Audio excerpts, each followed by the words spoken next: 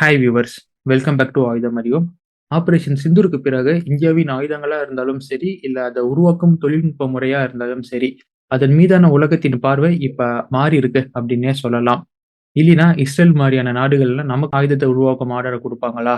Israel அவங்களுடைய மிசைலோடைய precision attack இதெல்லாம் நமக்கு தெரிஞ்ச விஷயம் தான். அப்படிப்பட்ட நாடு அவங்களுடைய யுனிவர்சல் ராக்கெட் லான்ச்சர் அப்படிங்கிற ஒரு ராக்கெட் லான்ச்சர் சிஸ்டமை இந்தியாவில் இருக்கும் டிஃபென்ஸ் மேனுஃபேக்சரிங் நிறுவனமான நைப் லிமிடெடுக்கு ஒரு ஆர்டரை கொடுத்திருக்காங்க. இந்த யுனிவர்சல் ராக்கெட் லான்ச்சர் சிஸ்டமை எங்களுக்கு நீங்க உருவாக்கி சப்ளை பண்ணணும். இதற்காக சுமார் 17.52 மில்லியனை இஸ்ரேல் அந்த நிறுவனத்திற்கு கொடுத்திருக்கிறாங்க. இதன் மூலியமா ஒரே நாள்ல அந்த நைப் லிமிடெட் அப்படின்னு சொல்லக்கூடிய கம்பெனியின் ஷேர் ஆனது 5% ஒரே நாள்ல 5% உயர்ந்திருக்கு மக்களே. நமக்கே தெரியும் இஸ்ரேல் ஒரு வருஷத்திற்கு மேலாகவே ஒரு சில இந்த இஸ்லாமிய நாடுகளுக்கு எதிராக தன்னோட போரை நடத்திக்கிட்டு வராங்க. இதுல பெரும்பாலும் இஸ்ரேல் அவங்களுடைய மிசைல்களை போத் அஃபென்சிவாகவும் டிஃபென்சிவாகவும் பயன்படுத்திக்கிட்டு வராங்க. இப்படி பயன்படுத்திக்கிட்டு இருக்கும்போது அவங்களுடைய stockpile missile stockpile ஆனது கட கட கடன்னு காலியாகும். இப்படி காலியாகும் ஸ்டாக் பைல அதே ரேட்டுக்கு நிரப்புவது அப்படிங்கிறது இஸ்ரேல் மாதிரியான சின்ன நாட்டுக்கு சாத்தியம் இல்லாத ஒண்ணு. ஸோ இதை பேலன்ஸ் பண்றதுக்காக தான் இஸ்ரேல் இப்ப அவங்களுடைய யுனிவர்சல் ராக்கெட் லான்ச்சர் சிஸ்டம் தயாரிக்கும் பொறுப்பா இப்ப இந்தியாவின் நைப் நிறுவனத்திற்கு ஒப்படைச்சிருக்காங்க. ஸோ இந்த ஆர்டர் ஆனது பியூர் அண்ட் பியூர் ஆபரேஷன் சிந்தூர்ல இந்தியாவின் ஏவுகணைகள் செயல்பட்ட விதம், அதோடைய உருவாக்கும் தன்மை இதற்கு கிடைச்ச பரிசு அப்படின்னு தான் நம்ம சொல்லியாகணும். இல்லைன்னா கண்டிப்பா இஸ்ரேல் மாதிரியான நாடுகள் அந்த அளவுக்கு சொபிஸ்டிகேட்டட் ப்ரிசிஷன் மிசைல் டெக்னாலஜி வச்சிருக்கும் நாடுகள் இந்தியாவில வந்து ஒரு நிறுவனத்திற்கு ஆயுத ஆர்டர் கொடுக்கறது அப்படிங்கிறது சாத்தியமே இல்லாத ஒண்ணுதான். அடுத்து இந்தியா ரஷ்யா உருவாக்கத்தில் உருவான பிரம்மோஸ். இந்த பிரம்மோஸ்ல ஏர் லான்ச் வேரியண்டோ இந்த பிரம்மோஸின் air launch variant and naval variant ரெண்டுமே போர்க்களத்துல அது ஒரு ப்ரூவன் மெட்டீரியல் அப்படின்னு காண்கிறதுக்கு முன்னாடி உலக அளவுல ஒரு அன்இன்டர்செப்டபிள் சூப்பர்சானிக் க்ரூஸ் மிசைல் அப்படின்னு பேர் வாங்கி திகழ்ந்து அதற்குன்னு ஒரு மார்க்கெட்டு பிடிச்ச மிசைல். இது போக இந்த ஆபரேஷன் சிந்தூர்ல நம்ம பிரம்மோஸை பயன்படுத்தி அதோடைய கேப்பபிலிட்டி என்ன அப்படின்னு நம்ம உலக நாடுகளுக்கு உணர்த்திய காரணத்தினால அதில் இம்ப்ரெஸ் ஆன ரஷ்யா அடுத்த கட்டத்திற்கு இந்த பிரம்மோஸை கொண்டு போகலாம் அப்படின்னு இந்தியாவுடன் ஒரு பேச்சுவார்த்தை நடத்திருக்காங்க. அதாவது அட்வான்ஸ்டு பிரம்மோஸை நம்ம உருவாக்கலாம் அப்படின்னு இந்தியாவுடன் ரஷ்யா பேச்சுவார்த்தை நடத்திருக்கு. இதற்கான டாக்ஸ் அண்ட் இதற்கான அடுத்த கட்டங்கள் ஏற்கனவே நகர்த்தப்பட்டது அப்படிங்கிற மாதிரியான செய்தி வந்துட்டு இருக்கு. Advanced BrahMos or BrahMos mark 2 ஒரு அதிநவீன மிசைலை இப்ப இந்த இரு நாடுகளும் உருவாக்கும் முயற்சியில இறங்கியிருக்கிறாங்க. ஏற்கனவே தெரியும் பிரம்மோஸ் அப்படிங்கிறது ரஷ்யாவின் இந்த ஆனிக்ஸ் மிசைலை அடிப்படையை கொண்டு உருவாக்கப்பட்ட ஒரு சூப்பர்சானிக் மிசைல். அதே மாதிரி இந்த பிரம்மோஸ் மார்க் 2 அப்படிங்கிறது ரஷ்யாவின் 3M22 அப்படிங்கிற ஜிர்க் அடிப்படையை கொண்டு உருவாக்கப்பட இருக்கு அப்படிங்கிற செய்தி வருது. இந்த ஜிர்கான் அப்படிங்கிற மிசைல் ஒரு ஹைப்பர்சானிக் நியூக்ளியர் வார்ஹெட்டை கொண்டு செல்லக்கூடிய ஸ்கிராம்ஜெட் இன்ஜினை பயன்படுத்தும் டெக்னாலஜி கொண்ட மிசைல் அப்படிங்கிறத நம்ம குறிப்பிட்டு பார்க்கணும். அப்ப ரஷ்யா மற்றும் இந்தியா பிரம்மோஸ் மார்க் 2 அப்படின்னு ஒரு ஹைப்பர்சானிக் மிசைல் உருவாக்க போறாங்களா அப்படின்னு கேட்டா ஆமா மக்களே. இந்த பிரம்மோஸ் மார்க் 2க்காக ஏற்கனவே இந்தியால சமீபமா உத்தரப்பிரதேசில இருக்கும் லக்னோல உருவாக்கப்பட்ட பிரம்மோஸ் ப்ரொடக்ஷன் ஃபெசிலிட்டியை யூஸ் பண்ணிக்கலாம் அப்படிங்கிற அளவுக்கு இந்த பேச்சுவார்த்தைகள் முன்னேறி போயிட்டு இருக்கு. இது மட்டும் இல்லாம பிரம்மோஸ் அதாவது எக்ஸ்டெண்டட் ரேஞ்ச் மிசைல் அப்படின்னு சொல்லக்கூடிய 800 கிலோமீட்டர் ரேஞ்சு கொண்ட மிசைலை எப்படி லைட் வெயிட்டா உருவாக்குறது, அதை எப்படி ஏர் லான்ச் வேரியன்ட் ஏற்ற மாதிரி அதாவது போர் விமானங்கள்ல லிஃப்ட் பண்ணி பயன்படுத்துறது அப்படிங்கிற மாதிரியான டாக்ஸ், அதற்கு முழுமையான guidance and tech support Russia தருவதாகவும் இப்ப இந்தியாவுக்கு அஷூரன்ஸ் கொடுத்திருக்காங்க. இது மாதிரி ஆபரேஷன் சிந்தூருக்கு பிறகு இந்தியாவின் மிசைல் டெக்னாலஜி அப்படிங்கிறது அடுத்த லெவலுக்கு போயிட்டு இருக்கும்போது ரஷ்யா உக்ரைன்ல என்ன நடந்துட்டு இருக்கு அப்படிங்கறது கொஞ்சம் விரிவா பார்க்க வேண்டியது இருக்கு. நீங்கள் பார்த்து கொண்டிருப்பது ஆயுதம் அறிவோம் நேயர்களுக்கு அன்பு வணக்கங்கள். Let's dive into it.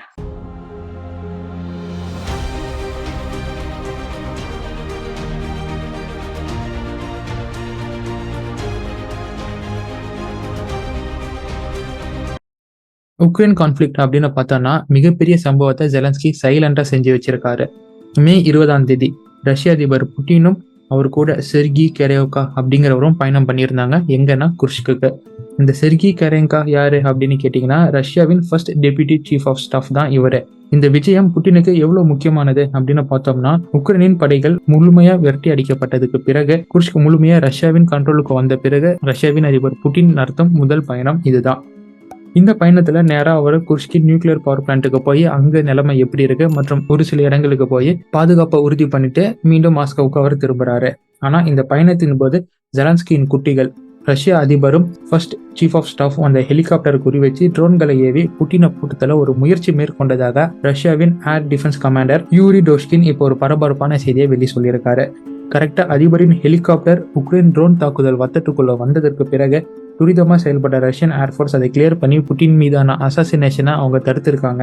Uri டோஷ்கின் இப்போ ஒரு பரபரப்பா இப்போ உலக நாடுகள் மத்தியில கிளப்பியிருக்காரு. நீங்க சொல்லுங்க ஃப்ரெண்ட்ஸ், இதுக்கு மேல புட்டின் ஜெலன்ஸ்கியை விட்டு வைப்பாரு அப்படின்னு நீங்க நம்புறீங்களா? உங்களின் கருத்துக்கள் என்ன அப்படிங்கிறத நீங்க கமெண்ட் பாக்ஸ்ல போடுங்க. நேற்று இரவும் உக்ரைனுக்குள்ள ரஷ்யா பல வான வேடிக்கையை காட்டியிருக்கிறாங்க போல. ஆல்மோஸ்ட் 4 நாட்கள் மே 20 இருந்து மே 25 இரவு வரை தொடர் இரவு நேர ஏவுகணை தாக்குதலை உக்ரைன் மேல ரஷ்யா நடத்திட்டு இருந்திருக்காங்க. நேற்றிரவு அப்படின்னு பார்த்தோம்னா ரஷ்யா இஸ்கந்தர் எம் ரக மிசைல்களையும் KN-23 போன்ற பலிஸ்டிக் மிசைல்களையும் இவங்க பயன்படுத்தியிருக்காங்க. இதுல KN-23 அப்படிங்கிறது வடகொரியாவிடம் ரஷ்யா வாங்கி பயன்படுத்துற மிசைல் அப்படிங்கறத நம்ம குறிப்பிட்டு பார்க்க வேண்டியது இருக்கு. ரஷ்யாவின் பலிஸ்டிக் மிசைலை உக்ரைனியர்களால் ஏன் வீழ்த்த முடியல, வெறும் வேடிக்கையை பார்க்க முடியுது அப்படிங்கிற கேள்விக்கு ரஷ்யா அவங்களோட பலிஸ்டிக் மிசைலை டியூன் அப் பண்ணியிருக்காங்க அப்படிங்கிற பதில் நமக்கு கிடைச்சிருக்கு. டியூன் அப் அப்படின்னா ரஷ்யாவின் பலிஸ்டிக் மிசைல்கள் எல்லாமே நார்மல் பலிஸ்டிக் மிசைல் ட்ரெஜெக்டரியை ஃபாலோ பண்றது இல்லை, அது எல்லாமே கொஞ்சம் அழிஞ்சு வருது அப்படின்னு சொல்லப்படுது. Which means Russian ballistic missile shows some quasi ballistic trajectory அப்படின்னு சொல்லப்படுது. சாதாரண பலிஸ்டிக் மிசைல் கீழ் நோக்கி வரும்போது அது ஒரு ஃபாலிங் ட்ரெஜெக்டரியை தான் ஃபாலோ பண்ணி வரும். ஆனால் இந்த டியூன் பண்ண மிசைல்கள் எல்லாமே ஸ்லைட்டாக அந்த கடைசி நேரத்தில் மெனிவர் பண்ணுது அப்படின்னு சொல்லப்படுது. இந்த மெனிவர் காரணமாக இன்டர்செப்டாரின் இன்டர்செப்ஷன் பாயிண்ட் மிஸ் ஆகி பலிஸ்டிக் மிசைல் வெற்றிகரமாக அதன் இலக்கை அடிக்க முடியுது அப்படின்னு யார் சொல்றாங்கன்னா இந்த உக்ரைனின் ஏர்ஃபோர்ஸ் ஸ்போக்ஸ் பர்சன் அவர் சொல்லியிருக்காரு. இந்த டியூனிங் உக்ரைனை எந்த அளவுக்கு பாதிக்குது அப்படின்னு பார்த்தோன்னா ஈவன் ரஷ்யா பேட்ரியாட் ஏர் டிஃபென்ஸை குறி வச்சு மிசைலை ஏவுனாலும் அந்த பேட்ரியாட்னால வரும் பலிஸ்டிக் மிசைலை தடுக்க முடியல. நேச்சுரலி பேட்ரியாட்டுங்கிறது ஒரு இன்டர்செப்டார் ஏர் டிஃபென்ஸ் சிஸ்டம். அதோடைய வேலையானது வரும் இன்கமிங் பலிஸ்டிக் மிசைலை நியூட்ரலைஸ் பண்றது தான். பட் இதனால அதோட வேலையை கரெக்டாக செய்ய முடியல. இதன் விளைவு டிப்ரோ பெட்ரோவிஸ்க் அப்படிங்கிற இடத்துக்கிட்ட ஒரு பேட்ரியாட் முழுமையாக அளிக்கப்பட்டிருக்கு அப்படிங்கிற செய்தி இன்னைக்கு பதிவாயிருக்கு. இதை ஃபிக்ஸ் பண்ண சின்ன சாஃப்ட்வேர் அப்டேட் OEM கிட்ட இருந்து உக்ரைனுக்கு வந்தாலே போதுமானது இந்த இஷ்யூவை உக்ரைனியர்களால் ஈஸியாக சார்ட் அவுட் பண்ண முடியும். ஆனால் உக்ரைன் தரப்புல இருந்து அந்த குவாசி பலிஸ்டிக் ட்ரெஜெக்டரி பற்றின ஒரு சில டீட்டெயில்ஸ் இந்த OEM நிறுவனங்களுக்கு கண்டிப்பாக கிடைச்சாகணும். லைக் ஒரு பேட்டர்னா இல்லை ஒரு பாயிண்ட்டுக்கு மேலே ரஷ்யன் பலிஸ்டிக் மிசைல் இந்த பாயிண்ட்டுக்கு மேலே மெனுவர் பண்ணுதா இல்லை எங்கே மெனுவர் பண்ணுது அப்படிங்கிற மாதிரி ஏதேனும் ஒரு இன்புட் அவங்களுக்கு வேணும். அப்படி ஒரு இன்புட் இருந்தால் தான் அதை வச்சு அவங்க ஒரு சாஃப்ட்வேர் அப்டேட் உருவாக்கி அதை பேட்ரியட் போன்ற உக்ரைன் பயன்படுத்தும் ஏர் டிஃபென்ஸ் சிஸ்டமுக்கு அவங்க இன்புட்டாக ஃபீட் பண்ண முடியும். அப்படி ஃபீட் பண்ணால் மட்டுமே அந்த air defence system or interceptors ஒழுங்காக வேலை செய்யும். இந்த டியூன் அப் பண்ண குவாசி பலிஸ்டிக் மிசைல் ட்ரெஜெக்டரியை ஃபாலோ பண்ணும் பலிஸ்டிக் மிசைல்களுக்கு. ஆர் எல்ஸ் உக்ரைனுக்கு இப்போ ஏற்படும் இழப்புகள் தொடர்ந்து ஏற்பட்டுக்கிட்டே இருக்கும். உக்ரைனால தொடர்ந்து இதை வேடிக்கை மட்டுமே பார்க்க முடியும் until they are completely wiped out அப்படிங்கிறதுல எந்த சந்தேகமும் இல்லை. ஸோ இப்போ ஒரு ரொம்ப சுவாரஸ்யமான நிகழ்வு தான் நடந்திருக்கு. இது அமெரிக்காவின் பேட்ரியாட் ஏர் டிஃபென்ஸ் சிஸ்டம் உருவாக்கும் நிறுவனம் எப்படி ஹேண்டில் பண்ண போகுது, உக்ரைனை இவங்க எப்படி காப்பாற்ற போறாங்க இந்த டியூனப்புக்கு பிறகு அப்படிங்கிறது நம்ம ரொம்ப கீனாக வாட்ச் பண்ண வேண்டியதாக இருக்கு.